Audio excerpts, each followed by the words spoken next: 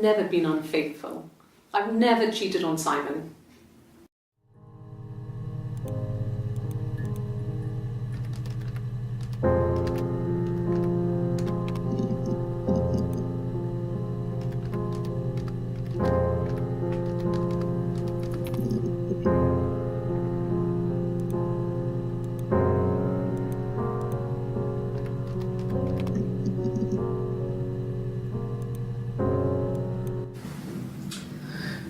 I was living in the attic. It was a very hard time. I was depressed, was still pretty sick of the STD. When I came down one morning and they were dead. They were in bed and both had been sick. They'd thrown up a lot. And I'd slept through it.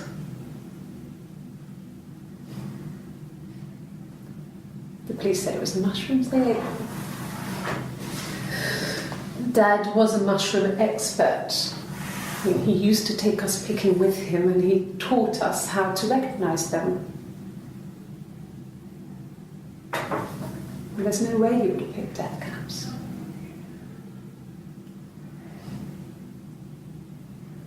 But the police believe that's what happened. They never even looked in the attic.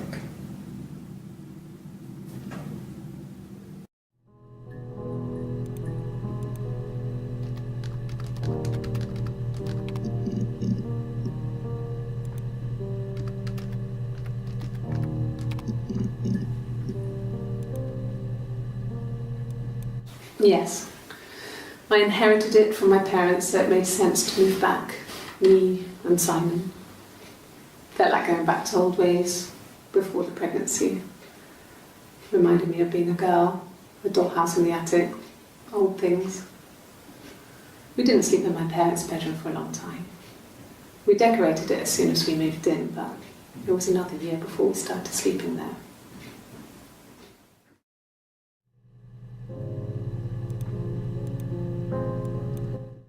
Yes, I read a lot as a child and watched lots of TV. Then the doll's house we had, we still have in the attic.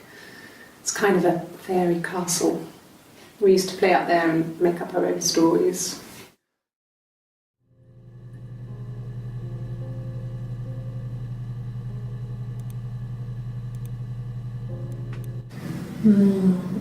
She recognised me from the window. She told me to come inside and she hid me. They had made the attic into a place where Hannah could play. There was a dollhouse. She hid me up there. No one else ever went into the attic. It was her place.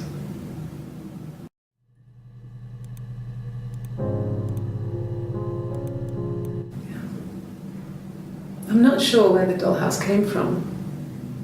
I don't know if it was given to them or they inherited it. I mean, they wouldn't have had the money to buy it. It was so huge. It must have been taken up to the attic in parts and then reassembled up there. It's a beautiful thing. Wallpaper to scale, little furniture, the lights work, mirrors, beds, big duvets and pillows. We spent hours and hours playing in it, invented all these characters and families who lived there. We wrote paperwork for them all, passports, diaries, and gave them all really elaborate stories. Once, a moth got trapped in there. We'd left a light on. It was making the most horrendous noise. We tried to kill it, but it was tough. We ended up crushing it under a copy of the Arabian Nights.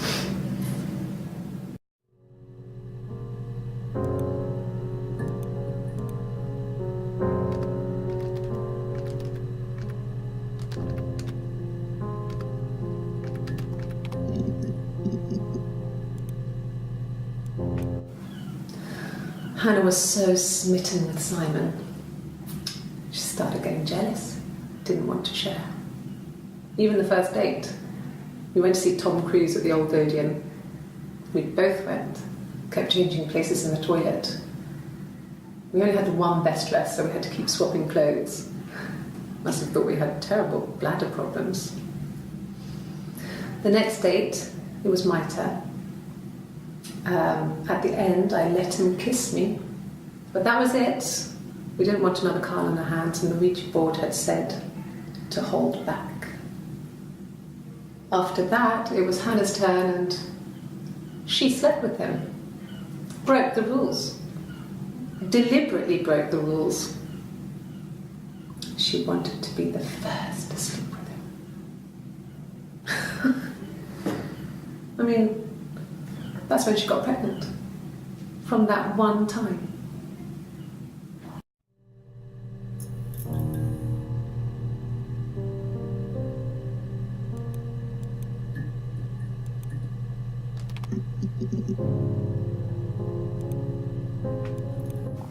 Mum and Dad had never had any reason to notice. They were always busy. If Hannah was eating a lot, they didn't mind. She didn't put on any weight. That girl has a healthy appetite.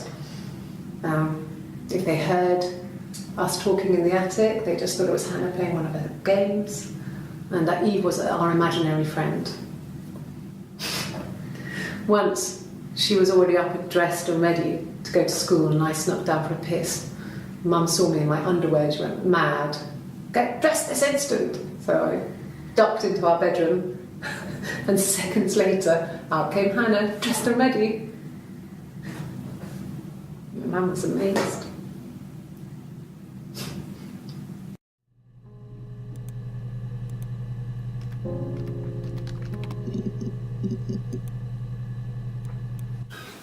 I would have been a good mother. I was young, but I would have been a good mother. She was a girl, by the way, the baby. We were going to call her Sarah. Simon wanted to call her Ava after his nana, but I didn't want her to have a symmetrical name.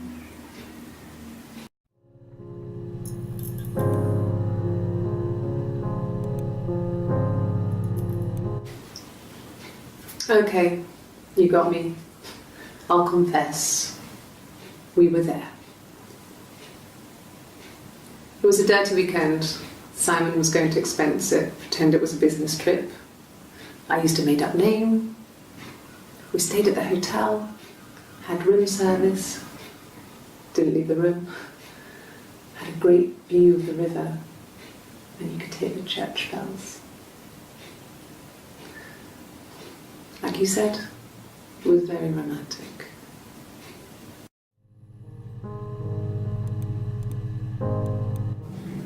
Yes, my name is Hannah Smith. Oh, shit. Sorry.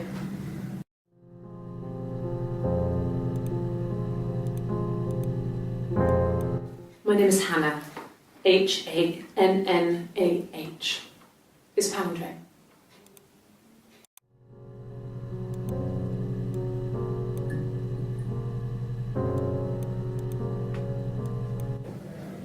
My name? That was the only question I failed. Your lie detector works.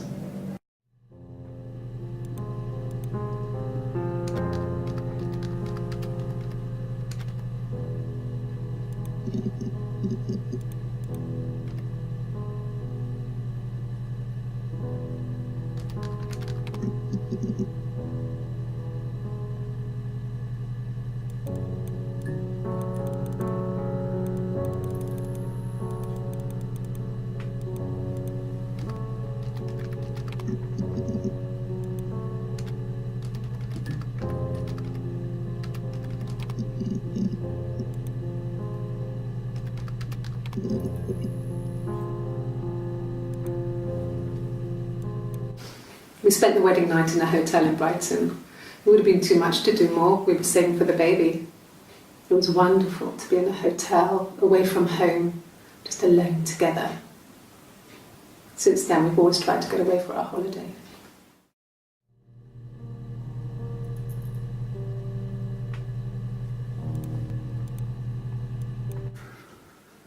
We couldn't afford our own place, Simon dropped out of school, went full-time at the Glaziers.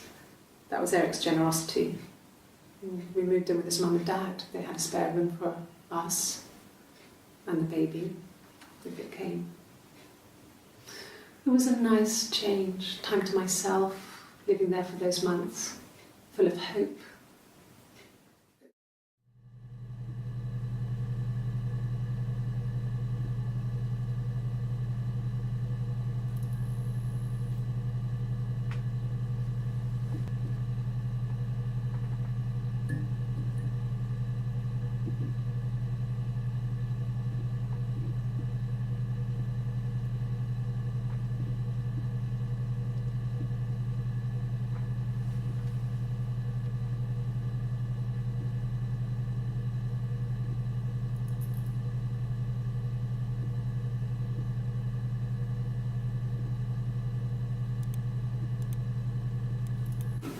No, I lost the baby.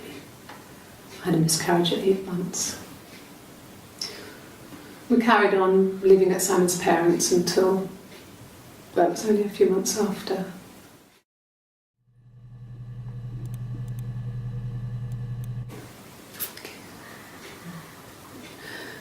It was after dinner. I'd spoken to Simon's parents on the phone. I looked up for an early night and I suddenly had this thought. I think it was something his mum had said. She'd been speaking about old stuff, sad stuff, about when we lived there, about the baby. There's some boxes in the cellar, nursery stuff we never needed, and I never had the heart to throw out. And I suddenly remembered that when I'd looked down there the week before, those boxes, that pile was in the wrong place. I went cold all over. I went down there with a torch and went straight to the back, and that's when I saw the bin bags. Pulled them open, saw the body. I screamed, and that's when I called the police.